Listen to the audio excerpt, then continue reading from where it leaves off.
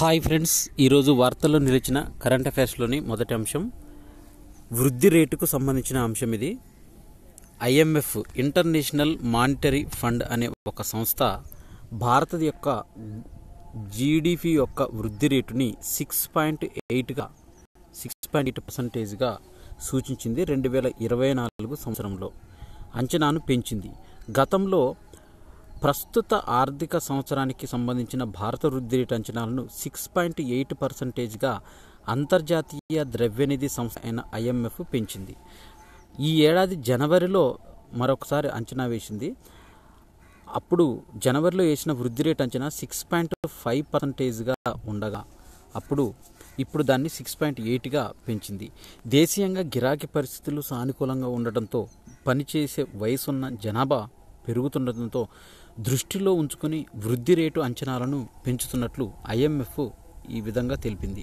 అత్యంత వేగంగా అభివృద్ధి చెందుతున్న దేశంగా భారత్ ఈ ఏడాది కొనసాగుతుందని, ఇదే కాలం చైనా వృద్ధి రేటు 4.6%గా నమోదయ్యే అవకాశం ఉందని వరల్డ్ ఎకనామిక్ అవుట్లుక్ తాజాగా ప్రకటించిన ఒక నివేదికలో ఐఎంఎఫ్ పేర్కొంది. ఇక చైనా వృద్ధి రేటు 2023కు అంచనా చూసినట్టయితే 5.2% నుంచి 2024లో 4.6%కి తగ్గిపోయింది. 2025లో 4.1%కి నెమ్మదించవచ్చని తెలిపింది. ఇక ప్రపంచ వృద్ధిలో 2023లో 3.2%గా ఉంది. ఇది 2024-25లో అదే స్థాయిలో కొనసాగొచ్చని వరల్డ్ ఎకనామిక్ అవుట్లుక్ నివేదిక ద్వారా వెల్లడించింది.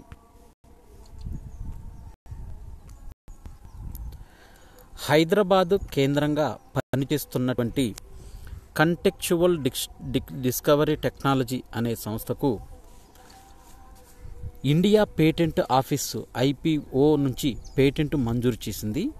ఇది కీ పాయింట్ టెక్నాలజీస్ సాధించిన ఒక ఘనతగా పేర్కొనవచ్చు. దీనిలో ఈ సాంకేతిక పరిజ్ఞానం వల్ల కంప్యూటర్ లేదా ఇతర ఇన్పుట్ డివైజ్లో పదాలు టైప్ చేయటం మొదలు పెట్టగానే దానికి సంబంధించిన పదాలు కనిపిస్తాయి. వెంటనే టైప్ చేయదలసిన పదాన్ని ఎంచుకోవచ్చు. రికమెండేషన్ ఇంజిన్ కంప్యూటర్, మొబైల్ లేదా ఇతర ఎలక్ట్రానిక్ ఇన్పుట్ డివైజ్లో ఇన్స్టాల్ చేసుకుంటే ఆటోమేటిక్గా కంటెక్చువల్ డిస్కవర్ సదుపాయం అనేది అందుబాటులోకి వస్తుంది. ఇటువంటి సాంకేతిక పరిజ్ఞానాన్ని ఆవిష్కరించడానికి కృత్రిమ మేధ, మిషన్ లెర్నింగ్ అనే పరిజ్ఞానాన్ని వినియోగించడానికి ఈ సంకేతాన్ని పరిజ్ఞానాన్ని పేటెంట్ సదుపాయం ద్వారా ఆవిష్కరణకు గుర్తింపు లభించినట్టు అవుతుందని key point technologies chief operating officer Manish Chapla పేర్కొన్నారు. తమకు ఇప్పటివరకే అమెరికా, చైనా, జపాన్, కొరియా తదితర దేశాల్లో 39 పేటెంట్లు ఉన్నాయని, text prediction, human to mobile interface, human computer interface, intent discovery, glide and glide text prediction టెక్నాలజీస్కు పేటెంట్లు పొందినట్టు వివరించారు.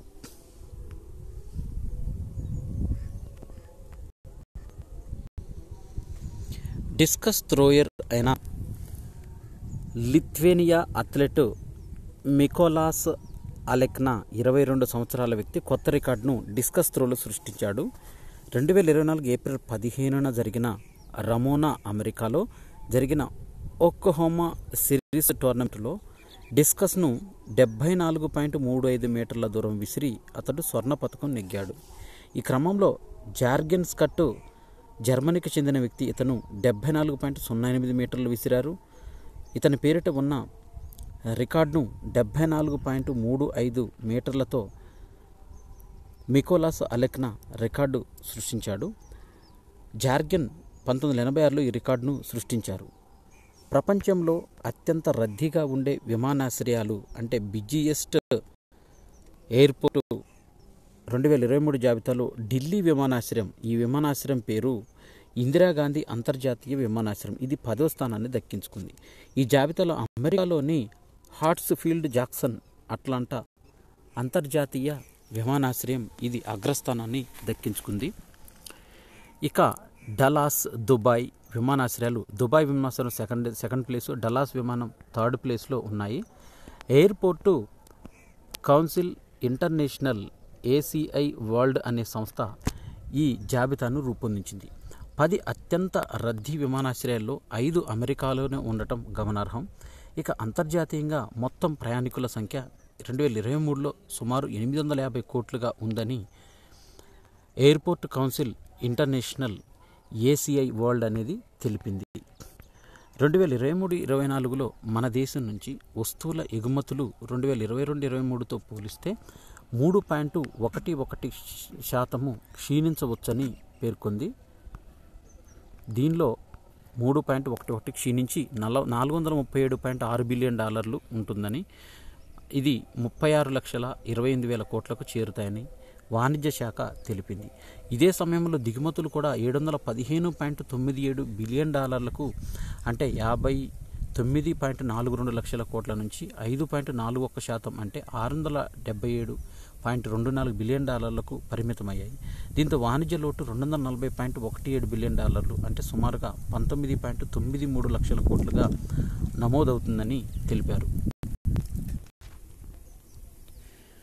ఫండ్లలోకి 35% పెరిగిన పెట్టుబడులు 53.40 లక్షల కోట్లకు ఎంఓయు మెమొరాండమ్ ఆఫ్ అండర్స్టాండింగ్ అనేది చేపించారు. 2023-24 గణాంకాలు విడుదల చేసిన యాంఫీ అనే సంస్థ విడుదల చేసింది. దీంట్లో 35% మేర అంటే 14 లక్షల కోట్లు పెరిగి దీనికి 53.40 లక్ష కోట్లకు చేరనుంది. గత ఆర్థిక సంవత్సరంలో 4.46 లక్షల కోట్లు. దీంతో కొత్త ఖాతాలు ప్రారంభమయ్యాయి. ప్రధానంగా ఈక్విటీ, హైబ్రిడ్, సొల్యూషన్స్ ఓరియంట్ స్కీముల్లో పెట్టుబడుల వృద్ధి పెంచాయి. దీనికి ప్రధాన కారణం వ్యక్తిగత పెట్టుబడిదారులు ముఖ్య పాత్ర పోషించారు.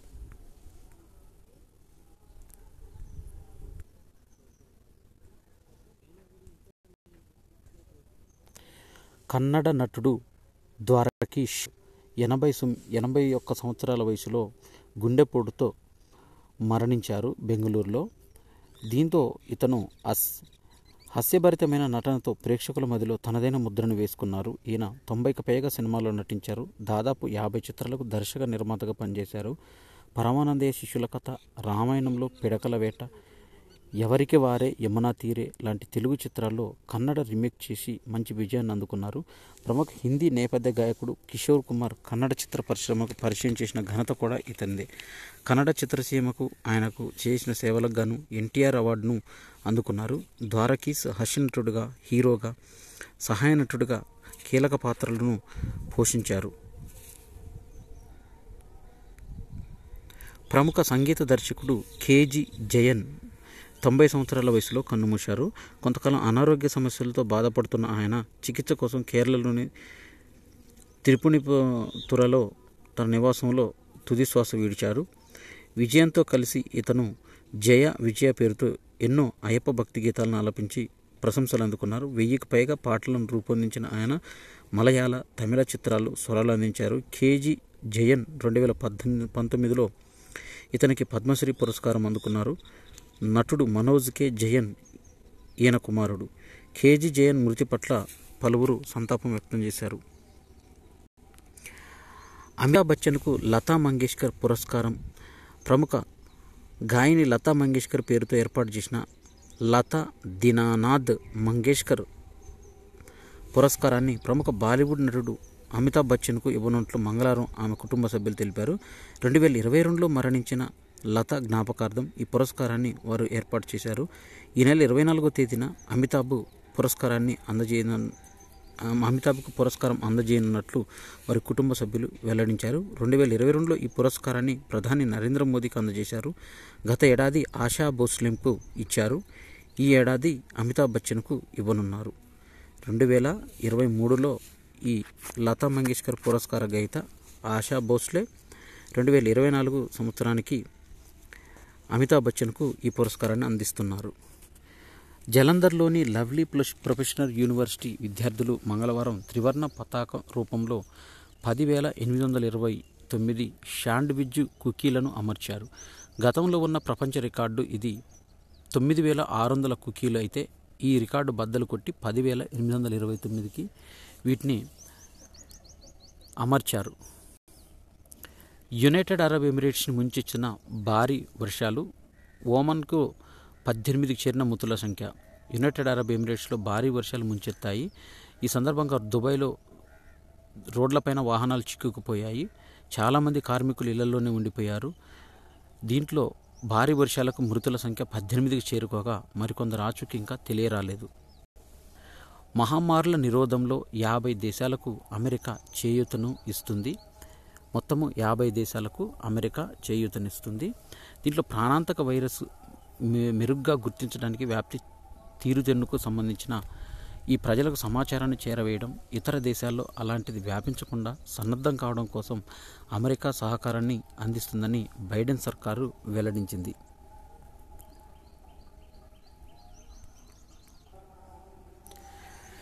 సింధు నది మొత్తము ఉపనదులు 5 ఉంటాయి సింధు నదికి. దీంట్లో సట్లెజ్, చినాబు, బియాసు, జీలము, రావి నదులు ఇవి మొత్తము 5 ఉపనదులు ఉంటాయి. దీంట్లో జీలం నదిలో ఒక పడవ బోల్తా పడింది. దీంట్లో 6 మరణించారు. ఉదయం 8 గంటల సమయంలో శ్రీనగర్ శివారులో గాండబల్ నాగం ప్రాంతంలో బోల్తా పడింది. ఘటనలో 6 మృతి చెందగా మరో 6 రక్షించగా వారిలో 3 ఆసుపత్రికి తరలించినట్టు పోలీసులు తెలిపారు. వీరిలో 7 మైనర్లు అనేరు ఉన్నారు.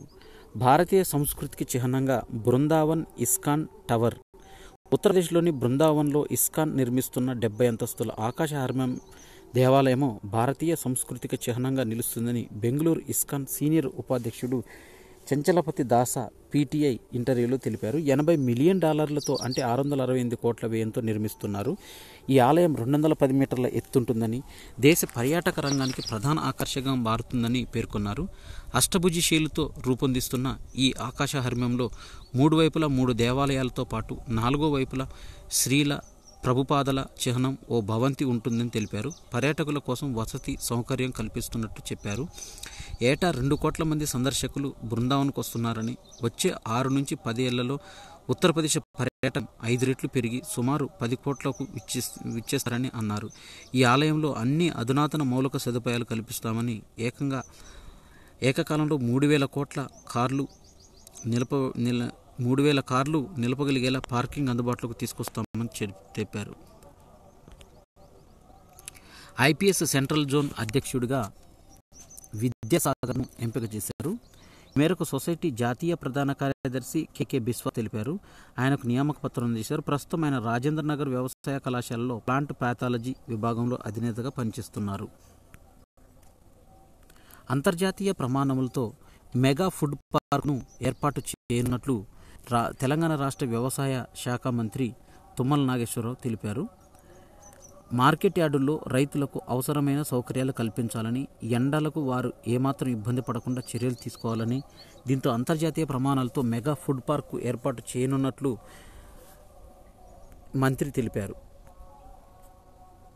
ధూమపానంతో లోపాల పిల్లలు పుట్టే అవకాశం ఉందని all India institute of medical sciences AIIMS నిపుణులు వెల్లడించారు. శుక్రకణాల DNA దెబ్బతినే ప్రమాదమే కారణమంటూ దీనిలో తెలిపారు. ఈ విషయము చాలామందికి తెలియదన్నారు. గర్భధారణ పిండం అభివృద్ధిలో తండ్రి పాత్రను విస్మరించలేమని ఎయిమ్స్లో అనాటమీ విభాగ ప్రొఫెసర్ డాక్టర్ రీమా దాదా పేర్కొన్నారు.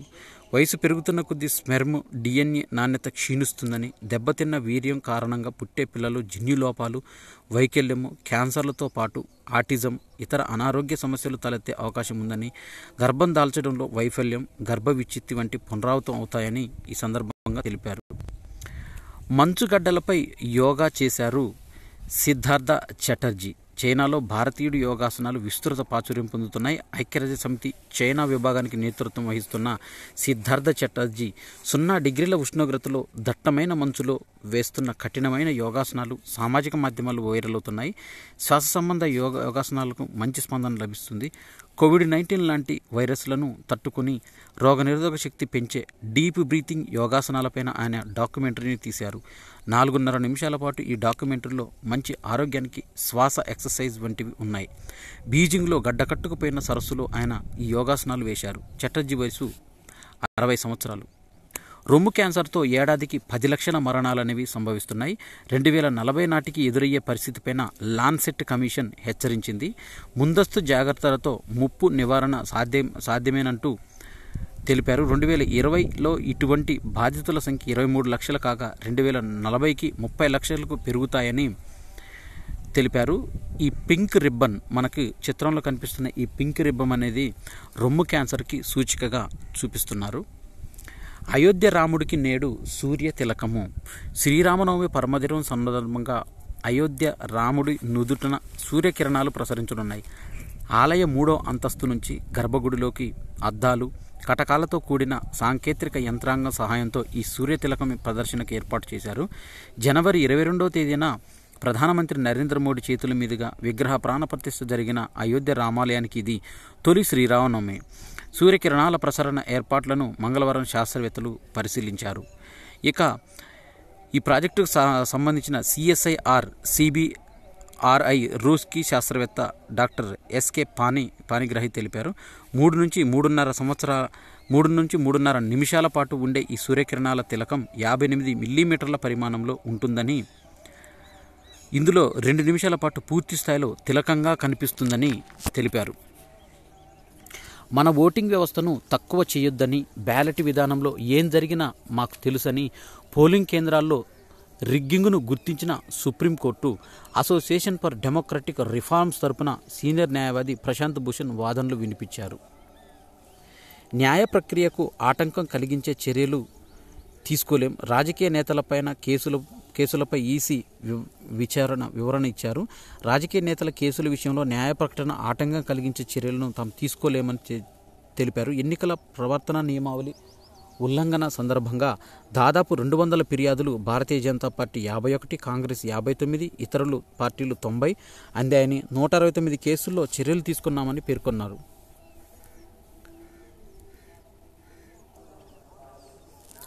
దద్దరిల్లిన బస్తర్. కాంకేర్ అడవుల్లో భీకర ఎదురుకాల్పులు జరిపారు. 29 మంది మావోయిస్టులు మృతి చెందారు. భద్రతా బలగాలకు అమిత్ షా అభినందనలు తెలిపారు.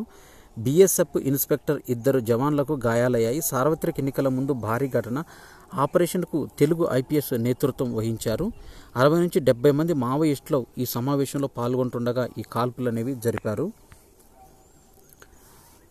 దేశంలో సివిల్ సర్వీసు 2023కు సంబంధించిన ఫలితాలు అనేవి వెల్లడించారు. దీంట్లో అనన్య సివిల్స్లో మహబూబ్ నగర్ యువతి అనన్య రెడ్డికి 3వ ర్యాంకు లభించింది. దీంట్లో ఆదిత్య శ్రీవాస్తవ ఇతనికి ఫస్ట్ ర్యాంక్ వచ్చింది. అనిమేష్ ప్రధాన్ సెకండ్ ర్యాంకు సాధించారు. దీంట్లో ఒడిశాకు చెందిన అనిమేష్కు ప్రధాన్కు 2వ ర్యాంకు. బీడీ కార్మికురాలి బిడ్డ సత్తా సాటాడు. నందాల సాయి కిరణ్ కరీంనగర్ జిల్లా రామడుగు మండలం వెలిచాలకు చెందిన నందాల సాయి కిరణ్ 27వ ర్యాంకు సాధించాడు.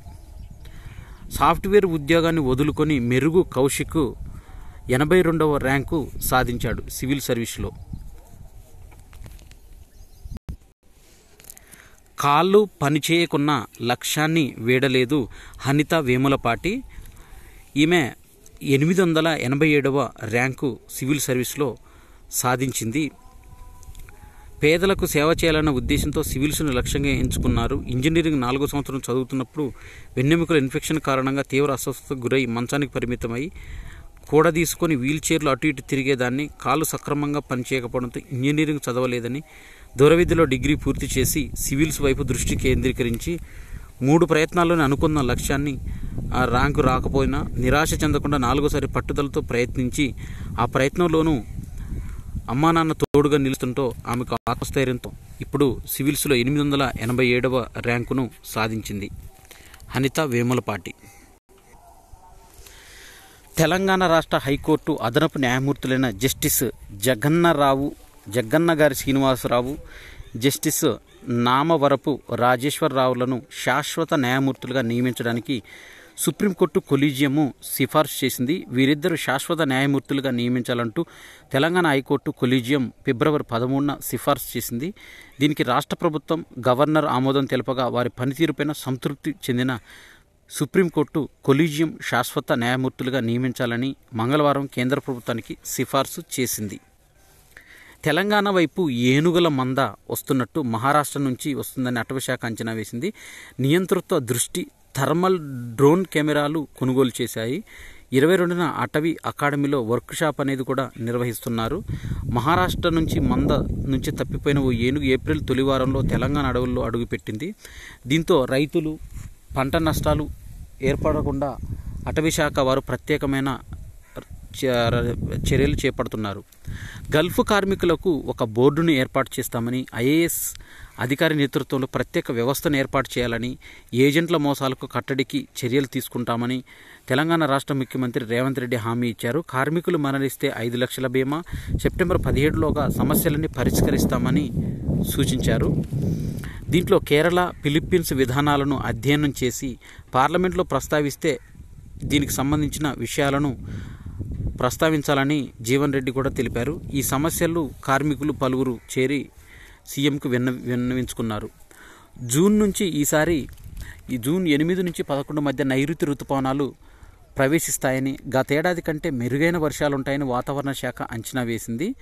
దీంతో నిప్పుల గుండంలో ప్రస్తుతం రాష్ట్రం ఉంది. భద్రాచలపట్నంలో 44.7 డిగ్రీల సెల్సియస్ ఎండ పెరిగింది. వడదెబ్బతో 2 మృతి చెందారు.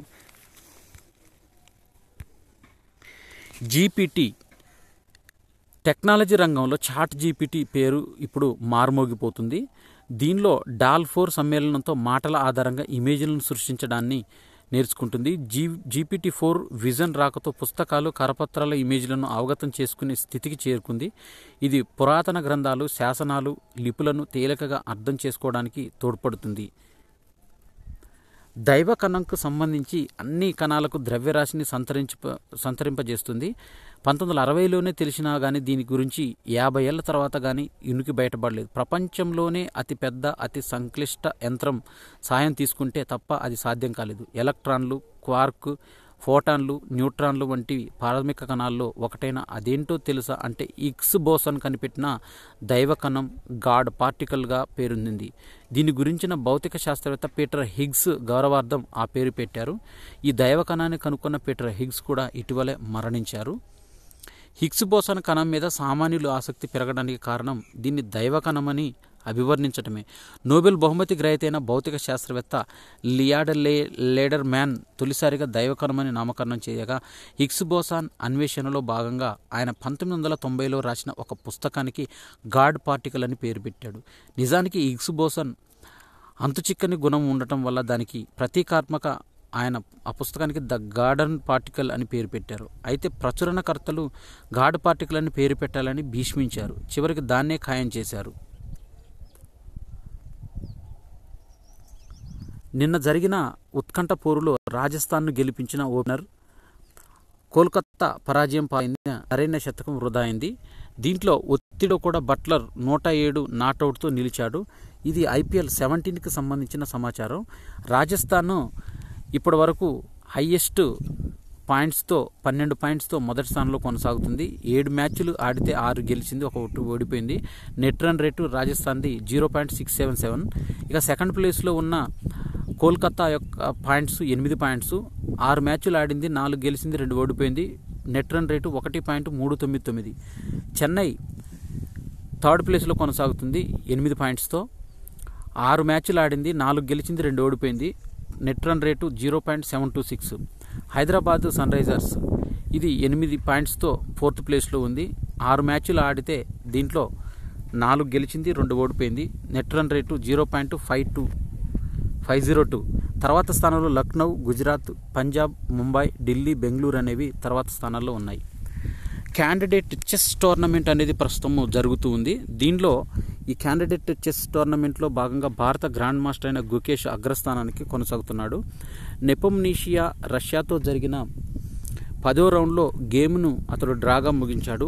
4 రౌండ్లు మాత్రమే మిగిలి ఉన్న టోర్నీలో గుకేష్, నెపోమ్నియాషి 6 పాయింట్లతో సంయుక్తంగా మొదటి స్థానంలో ఉన్నారు. ప్రజ్ఞానంద, విదిత్ గుజరాతీ మధ్య గేమ్ కూడా డ్రా అయింది. ప్రజ్ఞానంద, కరువానా, నకమురా 5.5 పాయింట్లతో రేసులో ఉన్నారు. మహిళల విభాగంలో సలిమోవ్ బల్గేరియా పైన వైశాలి 3.5 విజయం సాధించింది. జియోంగుతాన్ చైనాతో గేమ్ను కోనేరు హంపి డ్రాగా ముగిసింది.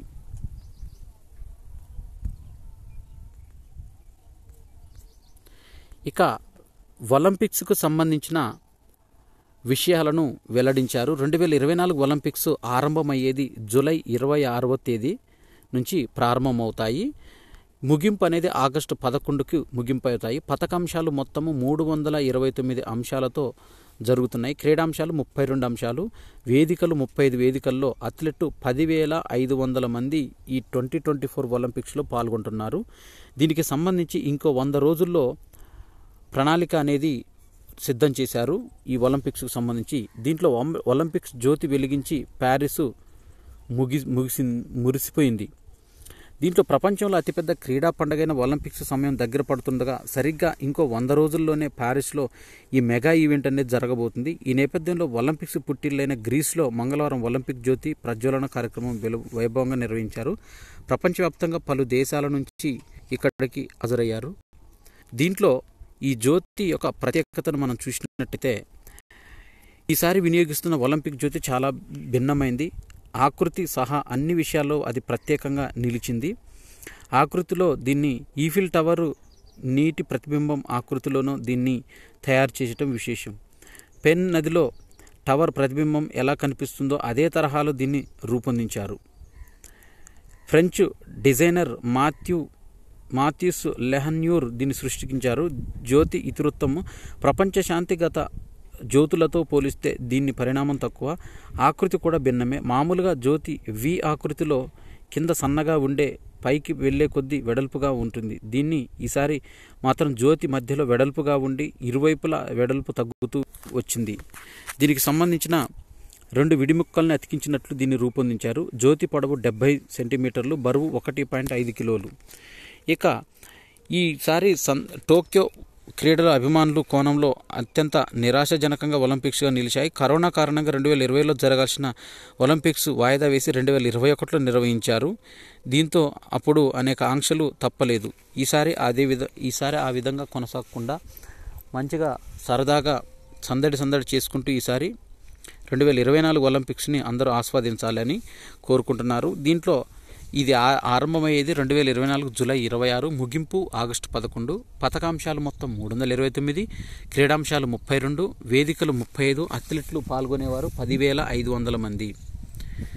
ఇక స్పెయిన్ దిగ్గజం రఫెల్ నాదల్ పునరాగమనాన్ని విజయంతో మొదలుపెట్టాడు. దీంతో బార్సిలోనాలో ఓపెన్లో తొలి రౌండ్లో అతను 6-2, 6-3తో ఫ్లావియో కొబాలి ఇటలీపైన విజయం సాధించారు. ఈ టోర్నీ రికార్డు స్థాయిలో 12 సార్లు టైటిల్ గెలిచిన రఫా తొలి మ్యాచ్లో పెద్దగా ఇబ్బంది పడకుండానే నెగ్గాడు. మార్చిలో కార్లోస్ అల్కరాజ్తో ఎగ్జిబిషన్ మ్యాచ్లో ఆడిన తర్వాత బరిలో దిగటం 37 ఏళ్ల రఫాకు ఇదే తొలిసారి. తుంటి గాయానికి శస్త్రచికిత్స చేయించుకున్న తర్వాత నాదల్ తొలి టోర్నీలో ఆడుతున్నారు. ఆసియా రెజ్లింగ్ ఛాంపియన్షిప్లో రోహిత్ దహియా పోరాటం అనేది ముగిసింది. మంగళవారం 82 కేజీల విభాగం కాంస్య పోరులో ఈ భారత కుర్రాడు 1-3తో రసులోవ్ ఉజ్బెకిస్తాన్ చేతిలో ఓడాడు. మరోవైపు పర్వేష్ 60 కేజీల విభాగంలో, వినాయక్ పాటిల్ 67 కేజీల విభాగంలో, అంకిత్ గులియా 72 కేజీల విభాగంలో ఆరంభ రౌండ్లోనే వెనుదిరిగారు.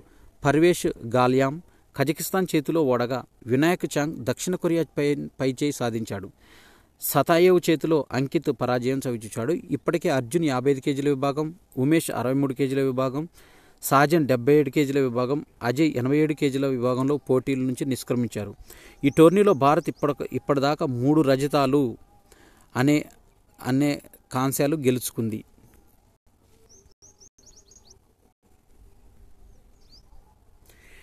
ఇవి ఏప్రిల్ 17, 2024కు సంబంధించిన కరెంట్ అఫైర్స్. ఈ వీడియో నచ్చినట్టయితే లైక్ చేయండి, షేర్ చేయండి, కామెంట్ చేయండి. నా ఛానల్ సబ్స్క్రైబ్ చేసుకోవడం ద్వారా నేను చేసే వీడియోస్ అన్నీ మీకు నోటిఫికేషన్ రూపంలో వెలువడతాయి. డైలీ కరెంట్ అఫైర్స్ అనే ప్లేలిస్ట్లో నేను పొందుపరిచి ఉంచాను. ఇంకా ఎవరైనా ఆ గత కరెంట్ అఫైర్స్ ఏవైనా చూడని వారు ఉంటే అక్కడికి వెళ్ళి చూడగలరు. Thanks for watching.